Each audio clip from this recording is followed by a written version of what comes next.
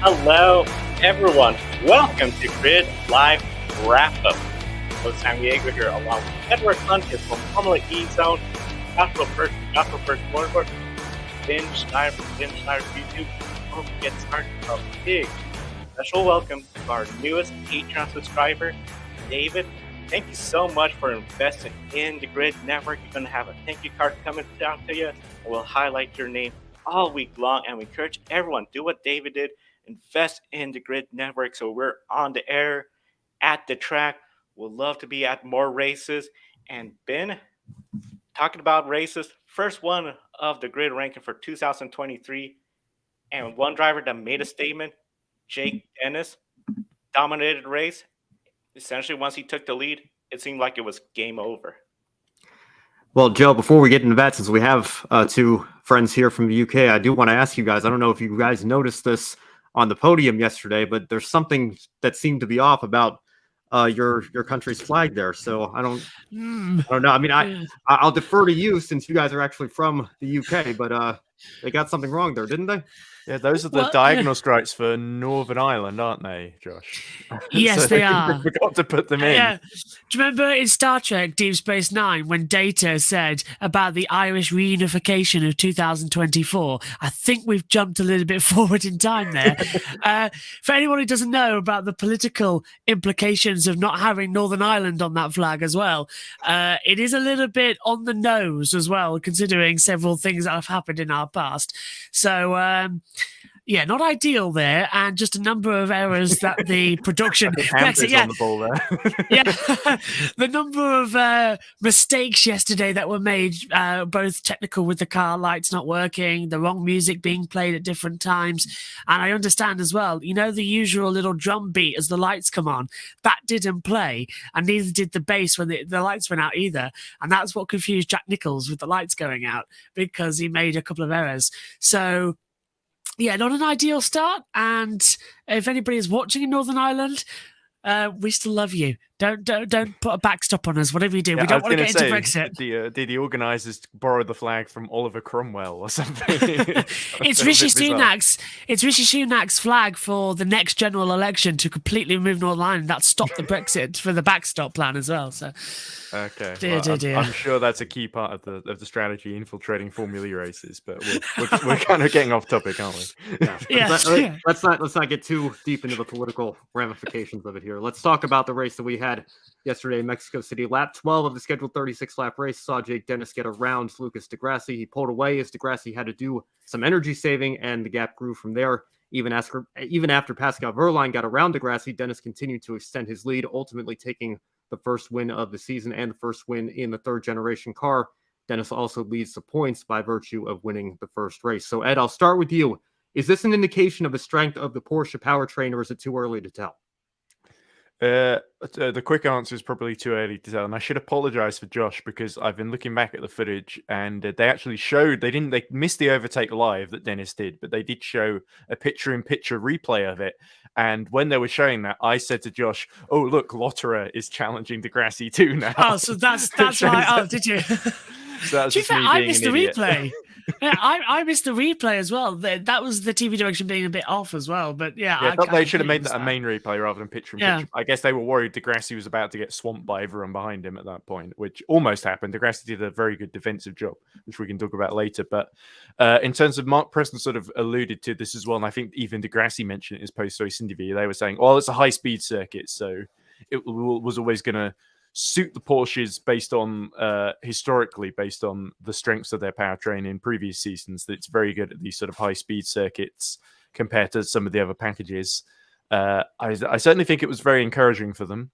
So we'll have to see if they can hold it through into the other circuits. I think Diriyah will probably be a little bit more in favor of some of the other. I think the DS powertrain we should certainly see back to a little bit stronger at some of the other layouts, and they certainly had a lot of bad luck yesterday. But I definitely think Porsche, they did at least save face the main team, the factory squad, with Pascal Wehrlein coming in second. Lotto is quite high up there. Da Costa got some decent points. And, of course, Dennis won the race. So certainly an ideal start for Porsche, who went in with a lot of, they were playing down their sort of expectations. There were a lot of, I was saying that maybe people are going to be saying, oh, they were sandbagging during preseason testing. But I think mainly it was just because this is a circuit that really suits them. And they picked a good time to show their hand, I think. The big question is whether the Andretti can keep outperforming the factory team. I believe they can, especially with the performances that Jake Dennis has been doing of late. I think he's been on fire recently, and ever since he joined Formula E, really. And season 8, obviously, they still had the old BMW package that wasn't being developed as much. So I think that sort of hid a lot of their pace. But now we're really seeing it with Porsche having gotten a decent package, at least for the start of the season. We're seeing them really play to their strengths, and I think it's going to be a really fascinating title battle. Yeah, I completely agree with you. Mark Preston, who's the Techeetah team principal, joined us in the comment box, as Ed said as well, for the race yesterday.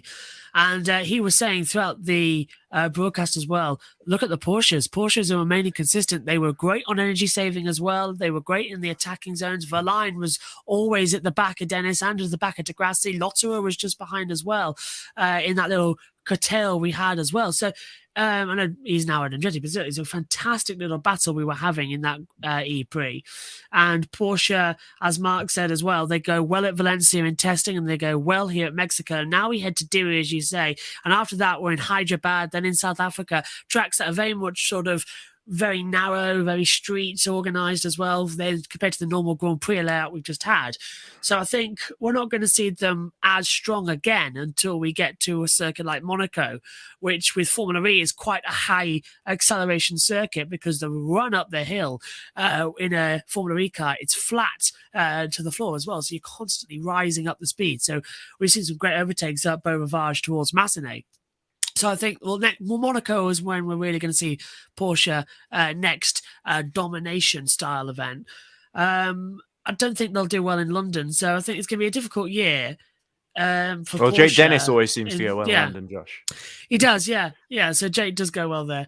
So it's going to be a very difficult weekend for Porsche, season for Porsche in terms of finding their stride. But I think it's going to be the same pretty much of everybody because when we left preseason testing, we said Penske and Maserati and even McLaren were going to be strong. Now, McLaren showed up and had pace, but Maserati fell off the board and so did DS Penske as well. They were having a pretty much a terrible weekend going forward. So there's a lot of ifs and buts that we can still apply because I don't think Mexico completely gave us the idea of what this pecking order is going to be in 2023. And we do have a comment in the chat room, I believe, trying to pull that up here from Amber. So Andretti and Porsche use the same powertrain, while other teams have the same. Josh, Ed, you guys can correct me if I'm wrong. I believe they're the only two that use the Porsche powertrain this season. Is that correct? Yeah, in terms of using the Porsche, that's correct. It's just those two teams that Andretti needed a new deal after BMW pulled out, essentially. They had a sort of gap season where they used the same powertrain because there was a freeze in Season 8 from where everyone used pretty much the same powertrains they were using at the end of Season 7 with a little bit of software tweaks, And then this season, there are a lot of different custom layouts. So we got DS at Maserati and, of course, Penske, of course, where Maserati is officially its own sort of manufacturer. They've got plans for the future, but at the moment, essentially, they are sharing the technology that DS uses because they're both part of the Stellantis group, which, Fiat, Chrysler, all the rest of it. We've also got Nissan supplying McLaren at the moment, which seems to be quite a long-term deal. We've got Mahindra supplying ACT, who've rejoined the championship recently, and we talked a little bit about what happened to Robin Freins in the race, big nasty crash that hurt his wrist and had to have an operation for that.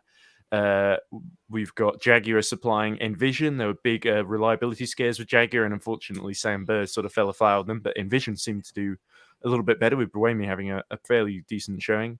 And is there anyone else I've forgotten? I think the only odd one out is Neo 333, who aren't supplying anyone, but literally just because there isn't another team going spare for them to supply. I think there was tentative noises. We didn't ask Mark Preston about this, but there were noises that Neo 333 might have been able to supply Techeetah with a spare Neo powertrain, but in the end, that didn't end up happening because Techeetah just didn't have the finances to to actually get onto the grid this season, which was a big shame. But it did mean we could have Mark Preston joining us in the comments box. So there we go. That's like there's like 4 different pairs of sort of customer and manufacturer teams that share the same powertrain, which of course aids development and makes all of them a little bit stronger than they might otherwise be. Sounds good. Well, I guess, Amber, if you want to use a Formula One comparison, it'd be like Williams using the Mercedes power units, but of course Mercedes have their own works team as well. While Dennis and his teammate Andre Lauderer were both up front, other teams had one driver up front and another further back all throughout the field. I believe there were only 3 teams that had both of their drivers finishing the points. So, Josh, we'll go to you first for this. Were you surprised that many teams had a big difference between their 2 drivers in terms of the result? I was, to be fair, because it was pretty much a tale of 2 halves, wasn't it? So we had Jake Dennis doing incredibly well, getting ahead early. Then we had Andre Lauderer sort of stifling in the middle, couldn't really go for some overtakes, was looking for a move on the inside, backed out of it. At one point, Di Grassi was on the outside coming into 9 and 10. Hughes went up the inside, and there was enough room for Lauderer to get through and to have made the move past before they got to the braking zone. And I would have sent it up the inside because he would have had the racing line to switch back mid-corner because 9 and 10 was quite wider than what it used to be.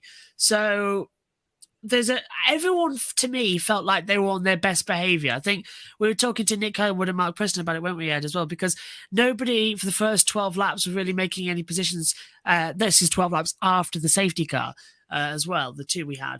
Nobody was making dicey moves. No one was risking damaging their car. And then when the added laps came, we saw Verne without a front wing, but when we had problems as well, Cassidy was in trouble. So until it got to the dying moments, nobody was pushing.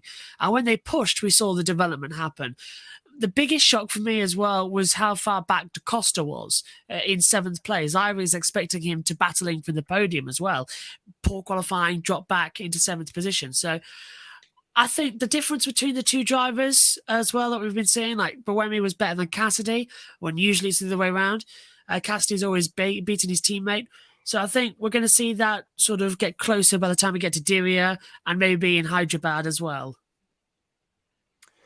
Yeah, it's certainly there always tends to be a bit of variation. Inevitably, with all these teams, you end up with one driver doing a bit better than the other. And sometimes there are weekends where one driver has a car that, like Sam Bird at Jaguar is a good example, where he basically had almost no practice, didn't qualify particularly well, and then had the car a drive shaft failure, which Mark Preston in commentary was very critical of. He said that's the sort of thing you catch on your rig in testing,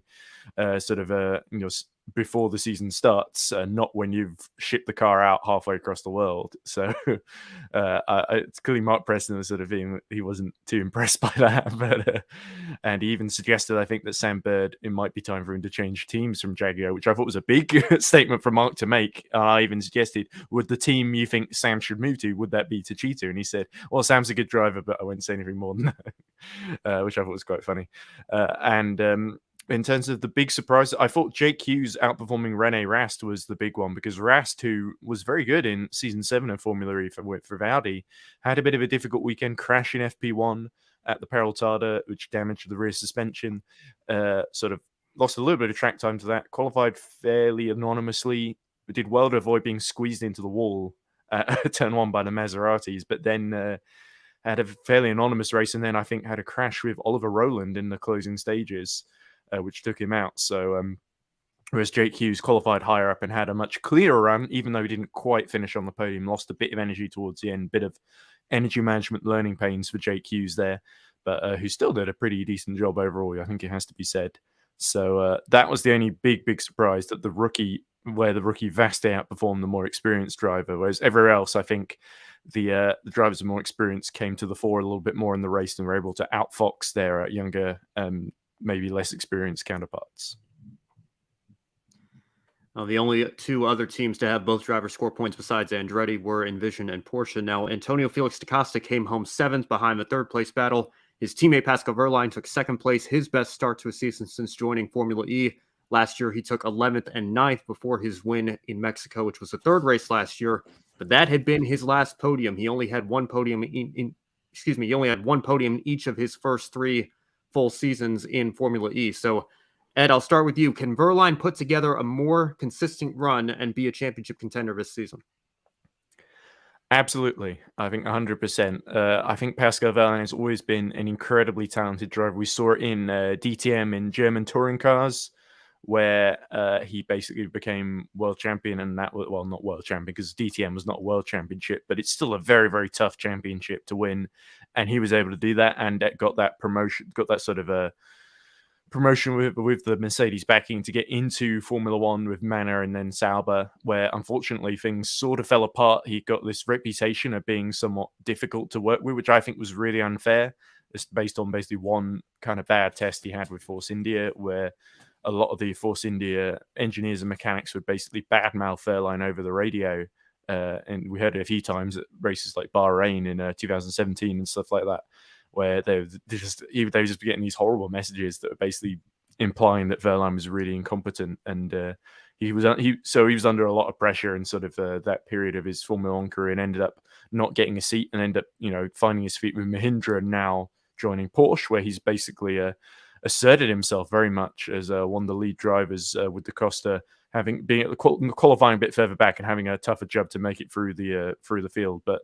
On Mexico, where he's won before, track that played to his strengths, he was able to finish runner-up and couldn't quite keep up with Jake Dennis, of course, with the same powertrain underneath him. But I'm thinking back to last season, there were great races like Monaco, where Wehrlein was leading and then had basically a powertrain issue, which meant he had to retire. Just as he went into attack mode, if I remember correctly, the car completely shut down on him. And I remember watching an interview that Jack Pickering did when post-race, and he was so disappointed because that's the sort of thing where you completely lose your momentum and the title sort of slips away from you. And Amber there saying, I hope he has a good season. Yeah, me too. I think Pascal's a really likable, friendly guy, always very open when you talk to him. And I think for the championship and also for Porsche, it'd be really great to have Pascal Wehrlein be running up the front, because he's shown so much potential.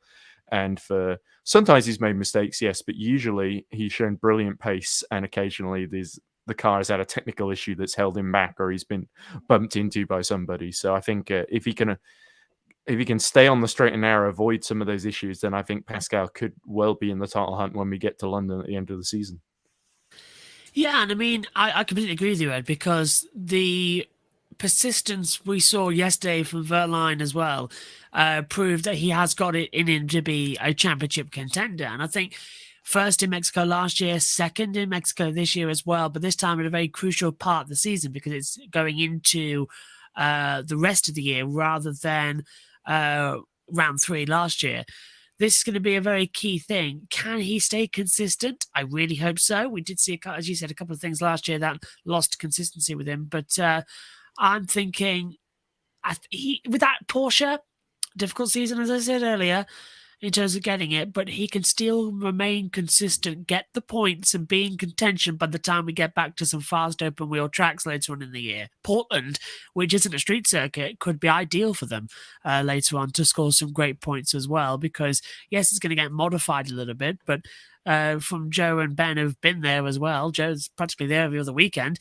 He knows as well as anybody the fact is that it's a racetrack pure blood. So this is going to be great to see what they can do. And if they can use the first chicane, which I think they are going to, the rest of the track's pretty much a power circuit. So this could be good for them to get some decent points. Yeah, well, I've always taken a liking to Pascal Wehrlein. He was actually my pick after Nico Rosberg retired because of where he was as a Mercedes junior in Formula One to maybe get that Mercedes seat.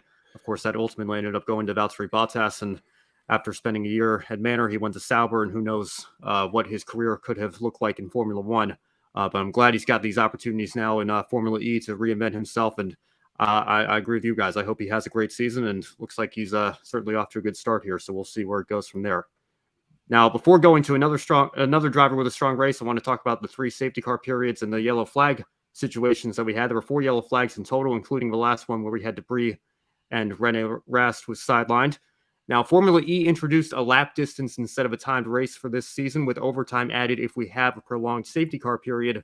5 laps were added in total, and during the 5 laps, we had local yellows, which prevented overtaking. So, Josh, I'll start with you. I know you guys were talking about this on the pre-race show yesterday. What's your opinion on the new overtime procedures now that we've seen it in play in a race? And was there an option, in your opinion, for a virtual or safety car to clean the track and allow for racing in the closing laps without the local yellows? I think with Robin Friends' situation, that could have been a full course yellow because where the tractor was literally just across from where the car was, so that could have easily come on, taken it off. We didn't need a safety car for that one. But with Sam Burden and Eduardo Mortara, we did absolutely need a safety car because of the way turn one is situated with a very tight angled corner. To get a tractor there and all the cars through would have been a nightmare. So the safety car had to come out to put them through the pit lane. That was correct. But for the first one, I think it was a bit trigger happy there. We should have had a full course yellow. But the procedure remains the same as well with the added laps. The only thing I can understand is that I was timing it with the stopwatch that we use when we do the practice highlights to know how long the highlights are for the show. I was timing the times of the safety car. We ran over between 3:30 and 6:59 twice, which means there'll be one added lap on the two safety cars, and it was another added lap on the Mortara safety cars. That's 3 added laps. Where they got the extra 2 from, I do not know. And I've gone back and I've timed them, and it should have only been 3 laps, not 5. So I don't know if they've misread the procedure and added 5 laps for all the safety car periods that went over 3:39, which was for Bird and for Mortara because the crane had to come on the track. But because that would have accounted for the 1 lap for Friend and the 2 laps each for Mortara and Bird's car, adding the 5. But I cannot understand how they did it because it should have only been 3. So we had that was a bit of an Abu Dhabi situation going on in my mind because we couldn't understand what was going on, and they really were seeming to make it up as they were going along there for the rules. I kind of disagree with you on that, Josh. I feel like maybe you don't understand the rules. But I think there might have been just the 2 extra laps might have literally just been because of the slower restart lap. That it may not have been counted from when the safety car is going in. It may just have been that entire lap because obviously the pack has to slow down a lot while the safety car comes in. So I didn't think it was ridiculously anomalous. It didn't feel like a Valencia. I remember in season 7 where we had that controversy where there was an extra lap compared to what pretty much all the teams other than Mercedes and Dragon Penske thought there would be, and so those were the only ones who were able to basically coast it home to the finish, whereas everyone else ran out. So I think they managed it pretty much better than last time, and I think it also helps that we had the situation last year where Porsche engineered the sort of made the race a lap shorter than everyone thought it was, a lap longer, than everyone thought it was going to be by sort of forcing an extra lap because that was back when we had the timed races rather than the lapped races. So I think everyone was prepared for it being a very energy sensitive finish at Mexico. Not more so than, although Lucas di Grassi was sort of low on energy for quite a lot of the race, relied on those sort of early safety cars, and then was basically holding everyone up behind him for the rest of the running. So definitely felt like some great energy management there for the Mahindra driver to actually steal a podium there. But I felt they managed it pretty well. But I guess it remains to be seen how if we have more safety car interruptions later in the season, how they handled those at race control. But I feel like Mexico was generally a success on that front. We had new rules, a new car, and one new driver who had a great run. That, of course, would be Jake Hughes. Now, Hughes was in a podium position for most of the race until Verline got around him and then di Grassi. But as di Grassi was saving energy, he pulled a Ryan Newman in the minds of a lot of NASCAR fans by defending aggressively and making it hard for the rookie to pass. By the last lap, Hughes was further behind di Grassi and eventually lost 4th place to Andre Lauderer. Ed, was this a rookie being a bit more cautious over di Grassi? Was that kind of situation? And did he experience more tire wear as he lost the positions? I wouldn't say tire wear. I didn't feel like that was a huge factor in the race. I think it was more because he was managing energy quite well early on. And then I think he was forced to use up more and more trying to get past di Grassi. And di Grassi just kept defending the inside every time really well and didn't give an opportunity. So there were a couple that di Grassi let go. I think once Dennis got through and Verline, he knew that the Porsche powertrain was that much more powerful. I even said so in the kind of post-race interview immediately after getting out of the car ahead of the podium. And then it was a matter of defending these other cars that obviously Lauderer did have the Porsche powertrain, but it was being held up by Hughes until like the very final lap when he got through.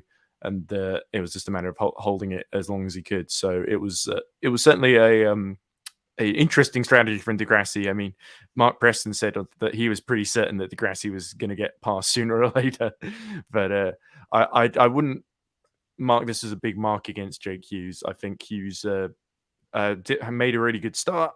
I think asserted himself really well in the race, and I think, like I said earlier on, a little bit of energy management that needed finessing, perhaps, in terms of Di Grassi basically outfoxed him. But Di Grassi's done 101 Formula E races. Jake Hughes just literally just done his first one. So I think 5th place, he seems happy with that. McLaren seemed happy with that. And I think it was more of a great sort of recovery from Di Grassi to just have enough energy to make it to the end, because he was very, very marginal when he crossed the line. If I remember, Lotterer right behind him. And I think Hughes will learn from this and come back stronger.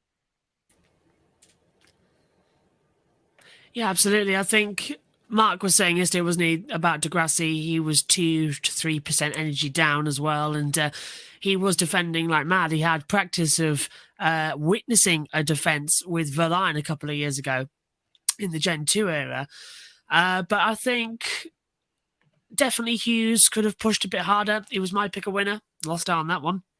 Then again, so did Kobe, so at least he's not leading. I can't remember who is leading right now, otherwise I'm going to have to resign. But still, it was that ability that everyone was being cautious. And I think Hughes was definitely being more cautious than he needed to be. And it ended up costing him because, as Nick Homewood pointed out, he was actually the worst on energy at the end of the race. He was at 0.7%. He had to coast to the line. That's why he dropped down to 5th. And Di Grassi, Lotterer got past, and Verlaine too. So there's a lot to learn there for Hughes on energy management, but I think we'll see him win a race certainly at some point this year.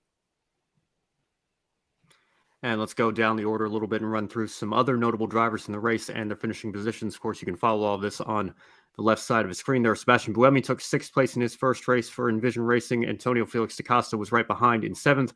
Stoffel Van Dorn took the 10th and final points position. John-Eric Vergne was 12th. He ran out of energy, or low on energy, towards the end of the race. Non-championship winning drivers include last year's runner-up Mitch Evans in 8th, Nick Cassidy also in 9th in the other Envision car.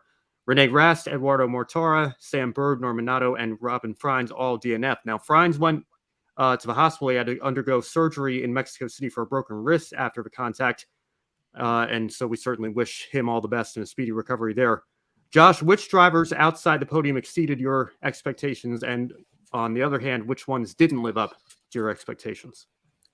Sebastian Buemi, I think for me, it was a big pick. Qualified really well, did good in the duels as well, getting through that stage in a brand new car. It was a bit like watching the old Buemi as well from season 2 and 3 as well. He was right up there. I think he's going to have a very good year after a couple of disappointing seasons with Nissan as well. I think he was my star from outside the top performers there.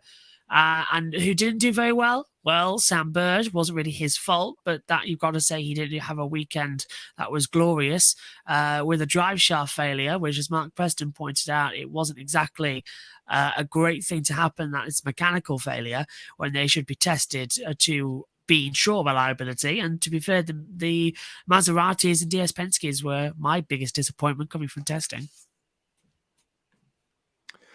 Yeah, I feel like the one that stood out to me a little bit was Vergne and the crash with Fenestraz. So I thought, we haven't mentioned yet, but Fenestraz qualified quite well, along with Dan Ticktum as well. And I think both of them had different issues. Dan Ticktum's day sort of fell apart with there was a sort of energy overuse penalty, which wasn't really his fault. There was just a sort of a sort of leap in the data, obviously, which wasn't really, it was a sort of software issue, I think, as Mark Preston said. So it wasn't really anything that Dan Ticktum could have done about that. And then he fell to the back of the grid, tried to recover a bit, but ended up getting another penalty for cutting track limits. And I think him and Fenestraz both got investigated for a safety car procedural breach. Fenestraz was doing okay, sort of hanging around the lower end of the points. And then there was a collision with Vergne. And Vergne, I think, has copped to it, but basically, because the Gen 3 car is a slightly shorter wheelbase than Gen 2, but the drivers are a little bit further back in the car, essentially. So Vergne sort of turned across thinking he was a little bit further back and clearer of the rear of Fenestraz's Nissan car than he actually was. And the result was the front wing of the DS Penske flew off at the side of the track, and we saw that. And so that was why Vergne ended up having to do the rest of the race without a front wing. And actually, to finish 12th wasn't too bad, but in the end, he had to use up more energy because he just didn't have the front downforce available to him. And so in the end, his teammate Van Dorn and Gunther ended up getting the best of him. Mortara, I thought, was very surprised to see him go out with that odd crash, but it looked like a braking issue because he braked into turn one, the rear just snapped on him and ended up going rearwards into the wall, which was a big shame because actually I did change my prediction, but originally Mortara was my pick to win in Mexico. So I guess it's good that I switched to Jake Dennis, who was my pick to be a world champion at the end of the season. So so that was a strategic good move by me there. And it sounded like I think Alex in the Grid Network sort of table also copied what I did based on my prediction. So it looks like we're both on a little bit of a one race winning streak at the moment. But yeah, so there were some surprises in terms of who was doing, and I see Joshua clenching his fist in anger there. So there were a few surprises in terms of some of the drivers not doing so well. I expected a little bit more from Sergio Sede Camara, if I'm being honest, being the one of the better qualifiers in the Penske in previous seasons, and Ticktum definitely outshined him today, and Sede Camara sort of wasn't really able to make all that much progress. So I think there's more to come from that Neo 333 car in later races this season. But at the moment, you have to say it's the Porsche drivers and the likes of Di Grassi vastly outperforming Roland as well was another big surprise. So I agree with Josh's ones as well, and those are a few that came to my mind as well. I know Sam Bird in particular certainly had a weekend to forget, so we'll see if he can rebound going forward. Now we'll pass it back over to Joe, and we'll go through the grid rating for ABB Formula E. Yeah, first grid rating for the ABB Formula E season. One question in the chat room for Ed and Joshua before we get into that. Did Penske give team orders to Verne to allow Van Dorn ahead? You mentioned he was getting low on energy. I didn't hear anything about that. Have you all heard anything about potentially that being the case? Don't think so. I think Verne was just slow at the end because he didn't have a front wing. Even if we did hear it, we didn't because the radios weren't working. I was pressing them during the race on the iPad and nothing was working from the radio side of things. So we couldn't hear. But I didn't see anything in the media or in the debriefs either that there was a DS order to let them through from Penske. Interesting stuff. Now, of course, with the grid rating, this all adds up to the grid ranking, which comes out on the first Sunday of April. Jake Dennis got 1 bonus point for improving from his original starting position to the win. Pascal Wehrlein +3 for at least passing 3 vehicles from where he originally started. And of course, one of the big things, Di Grassi got a bonus point for the pole. Nick Cassidy, Stoffel Van Dorn, they both were making passes, passing at least 3 vehicles from where they originally started. And now Jake Dennis, after that strong performance, I got to ask you, Ed, do you believe he could be an early favorite next race weekend, which is a doubleheader race weekend? I'm not sure. I'm not sure exactly how things are going to shake out in Diriyah because I don't really know a whole lot about the circuit, having never watched a race there, and that's not going to change, unfortunately. But I definitely think Dennis is probably going to be one of the championship contenders, almost certainly. And I would make the bold prediction that I think by the end of the season, I think he's going to come out on top. Certainly, the characteristics of the Mexico circuit being very, very high speed suited the Porsche powertrain quite well. Whereas I think Diriyah is a little bit more of, it's got the sort of bobsled section, which is a little bit more twisty. It does have some high speed sections, admittedly, as well. So I don't think the Porsche will be hopelessly slow or anything, but I certainly think it might be a sort of circuit that would allow the likes of DS or potentially Jaguar, a couple other powertrain cars to really shine. So I definitely think Dennis is going to have his work cut out to win both of those races, but I certainly think he can maybe sneak a podium like he did in season 8, I believe. In the second race, he finished behind the Venturis, if I remember correctly. Yes, I think so, yeah. Well, there we go. So I just listened to Josh's commentary. I didn't actually watch the race. But, well, the watch-ons count, so as watching it as an alternate race. It's an alternate. My conscience is clean. Yes, it is. Right, so... Maybe you might not be able to watch it there if we go trackside. That's a bit different. I'll imagine the race. Yeah, I'll have you on my phone so you can listen to us. Okay, probably. I think if you're in that part of the world, I think you've got other things to worry about. But I take the bulletproof vest. So. Okay, but anyway, I certainly think it's going to be a case of there are a lot of other teams that are looking to hit back, and I think it's going to be a matter of damage limitation for the Porsche powertrains in terms of finishing as high up as they can. But I think if Jake Dennis can score points in both races in Saudi Arabia, then I think his title charge is going to just continue going on to a strong start. I agree with you, and I've got a good feeling as well about Mahindra and Di Grassi as well. They sort of were the flash of the pan, weren't they, with getting through there? So I think they could do something coming into Saudi Arabia, a circuit that they do go well at. Jaguar traditionally go well there as well. Bird won season 7 race 2, and even before that, they were on the podium a couple of times as well. I reckon this could be a very interesting set of races. Night races again as well, so it's a whole different temperature. How's the Gen 3 car is going to do going from very high altitude into a desert as well. So it's going to be a lot of fun. I'm hoping it's a clean race, but in Diriyah, it's quite often they're not very dramatic, very crashy. And as Ed said, the bobsleigh run from turns 9 all the way down to turn 14 as well always catches a couple of drivers out, and it always makes me go a little bit when the drivers go through on that one, because it's just a plethora for accidents as well, like we've seen in the past, and tractors on the track causing nearly big accidents as well. So yeah, there's a couple of things, but Diriyah will be, I always say, one to get through, and then Hyderabad and South Africa coming out will be the ones where we'll see the championship really start to open up. Yeah, as you mentioned, the differences between Diriyah, Mexico City being high altitude, purpose-built racetrack to a street course in the desert, those concrete walls, narrow sections, makes it where qualifying is going to be even so important. As you all mentioned earlier in the show, that first 12 laps, we saw not a whole lot of passing going on. Most drivers had gained one position. I think it was one driver towards the back. I believe Roland that had gained 3 early on. When it comes to qualifying, we talked about the differences with the powertrains, the advantages, disadvantages. Which drivers do you believe will have a better chance at claiming the pole than they did compared to Mexico, where their cars were just not that suited for?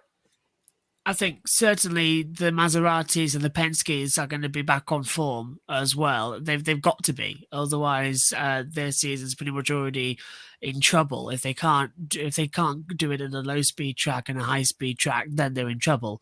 So I've got a feeling about them. I think Buemi could do quite good. Got through to the duels at a high speed circuit. Also, Buemi does go well at Saudi Arabia. So I reckon Buemi could be one to watch for pole position. I'd like that as well, certainly. And don't rule out Di Grassi as well. Di Grassi was the surprise in pole sitter, got his 40th podium as well, which is another record that he's adding for podiums in Formula E. He's got the most at 40. So he could take another pole position and just be the bridesmaid again to not be the race winner. But mentioning bridesmaids, I don't think Andre Lofter is going to do anything to take a race win there. It's not his type of track. Well, in terms of pole position, I think certainly one of the quicker and more efficient cars in the field that surprised a lot of people was the Nissan powertrain. And we saw Jake Hughes put in a great performance in Mexico, which I think he'll certainly learn from. Like I said, running a little lower on energy near the end, which sort of cost him the shot at the podium against Di Grassi. But I have a feeling that Nissan powertrain is going to be quite strong again when we get to Saudi Arabia. And I think the two Nissans have, we obviously Fenez-Strauss and Hughes, obviously with the two starring ones, whereas Norman Nato in the Nissan and Rene Rast in the McLaren both had more difficult races. So I think they'll both be looking to hit back. We know Rene Rast, incredibly quick, incredibly consistent. The guy keeps racking up the fastest laps in season 7 of Formula E for Audi. So I have a feeling Rene Rast will be very fast. And I think Norman Nato had a little bit of a difficult race day in Mexico as well. At the back, just got hit in the back by Robin Freins and then had to retire. So I think we haven't seen the best of Nato yet either. Of course, won his final race of season 7 with Venturi. So I have a feeling the Nissans are going to be some of the ones to watch. But like you said, with DS looking to strike back in Maserati and Penske, with the Jaguar having a somewhat disappointing weekend, with Mahindra looking promising in the hands of di Grassi, and Neo, of course, with that great quality performance from Dan Ticktum. I think there's so many places to watch that it's really, really hard to predict. If I was to go for any powertrain in particular, I think the Nissan would be my pick for getting into the duels and near pole position. Going to be really exciting once we get to Diriyah, and of course, definitely we'll be following that and all the news leading up to it right here on the Grid Network. Before we close out, it's time for our Grid One Shining Moment. That's right. So we'll start with Ed, and then we'll go to Joe, Josh, and finish up with myself. But Ed, starting with you, what was your one shining moment, the one thing that stood out to you that you enjoyed seeing from this race weekend? Well, other than having Mark Preston joining us in the commentary box, which I think Mark did an excellent job, as indeed did Josh and Nick Homewood, my co-commentators.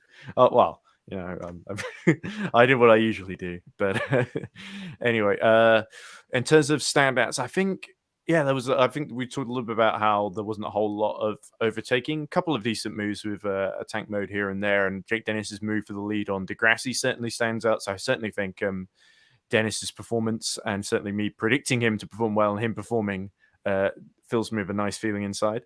But I think as much as it pains me, I think di Grassi doing that energy-saving performance, and we saw him do it before. If you remember season 3 in Mexico, there was a race where di Grassi lost his rear wing early on. This was back in the era of car swaps, essentially. He swapped into his new car quite early. Then there was a safety car, essentially, which allowed him to sort of catch back up. It was at Mexico, yes. Yeah. So the rest of it was held up behind Jerome D'Ambrosio, who did the same strategy as him in the Dragon. And di Grassi was able to even though he had to use more energy earlier in the race than the people who swapped cars later, he was able to just eke it out and beat John-Eric Verne to victory in that day in season 3. And this reminded me a lot of that. Amber says her shining moment is Pascal getting second place. I think that's certainly a very strong performance, that he had to pass a lot of drivers and did a very beautiful job there. But I think di Grassi doing that energy saving, even though I'm not really the biggest fan of Lucas di Grassi, and from the sounds of things, the feeling's mutual towards me, given that he's blocked me on Twitter for, I think, 5 or 6 years now. But I have a credit where it's due. He got the most out of that Mahindra, held up some very, very quick cars and drivers, and his reward was a podium. I think that's my one shining moment. For my shining moment, I got to go with JQ's impressive weekend, considering this was his debut race with not only McLaren in Formula E as well. It has to be a great start, a great feeling. Yes, got caught up behind Lucas di Grassi. When you're racing against a veteran like Lucas di Grassi, it could be a bit nerve-wracking trying to get around and not have a collision, or worse, open yourself up because you have Andre Lauderer right behind you trying to get around. Of course, Pascal Wehrlein got around both of them. But at the end, I have to say JQ's great effort for his first Formula E race with McLaren. I think that has to bring some good feelings to McLaren and hopefully start a good year for them. My one shining moment, I think everybody can agree, is obviously having Mark Preston join us in the commentary box alongside myself, Ed and Nick. That was absolutely fantastic to have the mind of a team principal join us as well. And I completely agree with Ed. If he doesn't return to a team principal role, he's definitely got a job as a broadcaster as well. The insight he was bringing was absolutely fantastic. And hopefully we'll have him on again at some point in the year. Hopefully also across Formula One, which is another series he's worked in a lot as well. In terms of the racing, I think Jake Dennis's domination was a sign of things to come. I hope it is. There's definitely room for improvements. And I think also just genuinely, it's a big moment for me this weekend was just the fact that everything seemed to go so well and everything went perfectly as well. It's been a smooth start to the year in terms of the racing, in terms of the broadcasting across my channel and the Grid Network as well. So it's all gone smoothly and it's a nice start to the year. And let's hope it continues that way and we have some fun. And the only drama is on the track this season. It's going to be good. Well, there was another race last night and even extended into this morning. Of course, I'm talking about the Chili Bowl. I just want to highlight a few things that stood out to me from there. First of all, very great to see Ashton Torgenson's doing all right. Of course, he was in that scary accident where he was partially ejected from his vehicle. A very scary situation. So certainly wish him the best. Glad to see that he is doing better. I want to give a shout out to Logan Seavey, of course, for winning the A-Main. Logan is a name that you might recognize if you're a NASCAR fan. He did the Eldora Truck Series race for Kyle Busch Motorsports in 2018. and even won an ARCA race for Venturini Motorsports on dirt a couple of years ago as well. So congratulations to him. Joe, I don't know, we might talk about this more on Friday's Women in Motorsports show, but congratulations as well to Jade Avedissian, who became the second female driver to make it all the way to the A-main of the Chili Bowl after Kaylee Bryson did it last year. Kaylee doubled down on that as well. She made it into the A-main last night herself for the second year in a row. Unfortunately, they both kind of faded from their starting spots. I believe Jade ended up 18th. Kaylee ended up 22nd in the A-main. But with how many drivers and teams show up to the Chili Bowl, just making it to the A-main is a victory in and of itself. Those drivers both have great futures ahead of them. So great to see some more history made of the Chili Bowl last night and again into this morning. I got to say, not necessarily a fan of how late that race ran there. I understand that track prep is an important thing, but felt like it was 12:50 a.m. on the East Coast or something before the A-main got started. So maybe they can look at trying to improve the scheduling a little bit in the future. But all in all, still a great event for the Chili Bowl. Some things to iron out, obviously, but a great result last night for a lot of young drivers. So I want to give a shout out to them in my one shining moment as we end the show here this afternoon. And with that said, we encourage everyone to subscribe to us right here on the Grid Network. Help us get to 500 subscribers before the Daytona 500. We are getting closer and closer. And of course, a big thank you to our newest Patreon, David, for investing in the Grid Network. Click on the link below, 5 minutes or less. You could be as well on that list, investing in us, helping us get to the track. And of course, you can also do Buy Me a Coffee, where you do a one-time investment. You set the amount, and you can even make it to a specific on-air personality to buy them a cup of coffee. They'll thank you on the air. And of course, once again, we're going to have another great week of motorsports coverage here.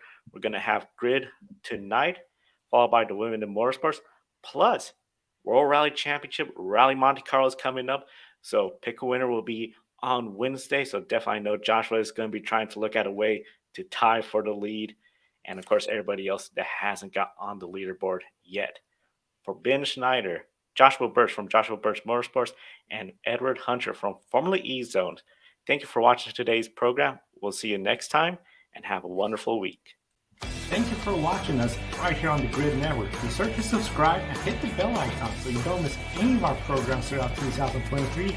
It'll mean a lot. If you click on the link and join our Patreon, Invest in the Grid Network, I'll send you a thank you card.